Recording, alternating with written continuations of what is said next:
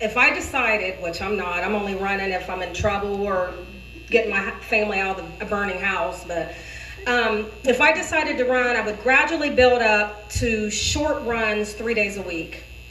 And then at least one day per week, usually Sunday, I would carry out incrementally longer runs, building up to somewhere around 16 to 20 miles. So this obviously takes time. Then I would mix in some conditioning activities such as hill sprints or other type of circuit training. I would schedule 2 to 3 rest days per week because you know you have to let your body recover and you have to let your muscles repair. And it's common to mix in other non-impact exercises like cross-training, cycling, weights, yoga, swimming, something like that. In the final 3 weeks before the marathon, you taper, which means it involves reducing the amount of running. So you've built up all this running and then you start tapering down to start preparing, letting your muscles repair and all that. Now the day before the marathon, mind you, this is 26.22 miles. So the day before the race, runners are encouraged to correctly carb load. You know what carb load is? That's where you fuel your body with carbohydrates, and that isn't just a bunch of pasta and bread and stuff like that, which is what most people think of. But you need to proper carbs, which is like oatmeal, that kind of stuff, whole wheat bread, like good bread. And the aim is, what this does is you load your body with carbs, which your body will convert into, I think the word's glycogen, if I'm saying it right, for fuel. Your body uses glycogen for fuel. So choosing the right food to eat the day before the race matters because that is the difference between winning or getting what's called runner's trot. All right. Runner's trot is where we all know the bodily function that your body has to get rid of waste, okay? Runner's trot is where your body wants to release the toxins, whether you want them to or not. So it depends on what you put in your body. Another thing you do before the race, you hydrate. You want to get your muscles, hydrate your muscles. And thirdly, you don't want to overdo it. So if you've properly trained, you don't have to try to hurry up, and your body should already be prepared. And this is usually a time where you pamper your body. You might get a massage or something like that. And then obviously you prepare for the race day. So what you do is, if you're a runner, okay, so for me, this is for any other woman who's, you don't have skinny thighs. You know that if you walk long enough in shorts or something like that, you're wishing you would have had some anti-chafing cream or something. And so if you're a runner, if you're running 26 miles, whether you're thin or not, you can chafe. So the day before you want to get something to take care of that. You get your baggage tags. You want to get your bracelets that you need access into restricted areas. You want to get, like, if you have extra layers of clothing, you want to take an old pair of shoes in case the weather is bad.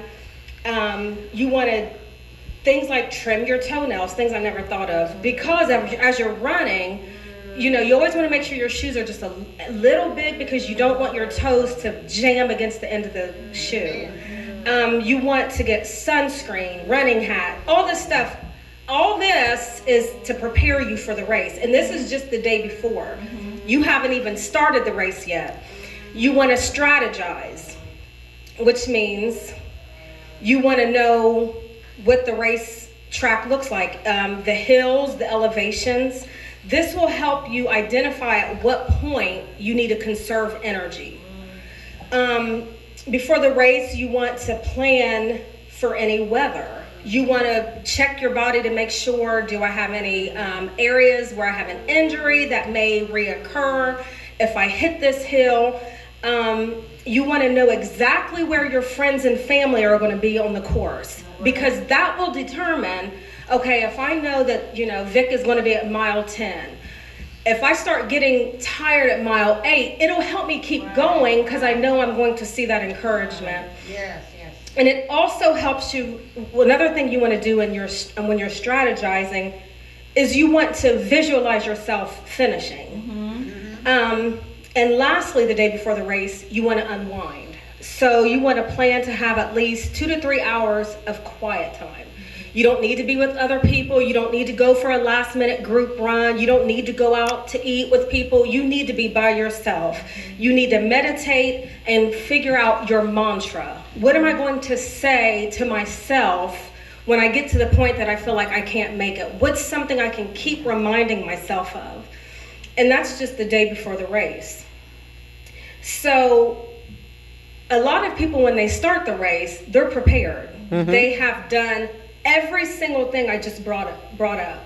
And this is even your inexperienced runners like me. You know, so the day before the race, I'm ready. I've done everything I need to do.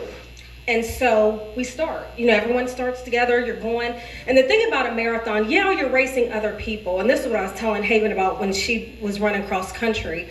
It's a race. But really, you're racing against yourself. You're wanting to increase your own time. You know, there are going to be like people that are going to run faster, but if I know that my personal best is 30 minutes, I want to get it down to 25 or whatever. So you're running, and what happens is some runners, even Olympic medal winning runners, do what's called they hit the wall. And what that is exactly what it sounds like. Runners get to a point where it literally feels like they've hit a wall. All the training has not prepared them for when they hit this wall. And your legs start feeling like they weigh 1,000 pounds each. It feels like you're running through wet cement. It feels like you're in quicksand. And you're trying so hard to run through that. But when you hit a wall, it feels like you can't go. So here's exactly what it means. Hitting the wall refers to where you deplete your stored glycogen, and the feeling of fatigue and negativity typically accompany this. So all that fuel is depleted. And all of a sudden, now that your body has hit this wall, now your mind is telling your body, you've done all you can, it's time to stop. You've trained, you have no more, you need to stop.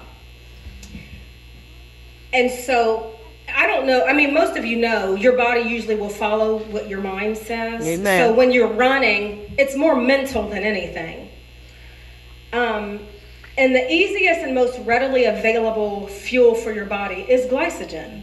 So once that's gone, now your body wants to burn fat, which is why you see a lot of lean runners, because they're practicing, they're repairing their muscle. The glycogen, once that's depleted, it burns fat. That's why they're so thin.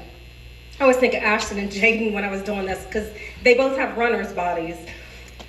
And your brain begins telling your body to shut down. And like I said, it can happen to the most experienced runners. No matter what you've done, no matter how positive you are, like, I'm going to do it, I'm going to get through it, I can't wait to run this run. When you hit this wall, now what? So I decided to read about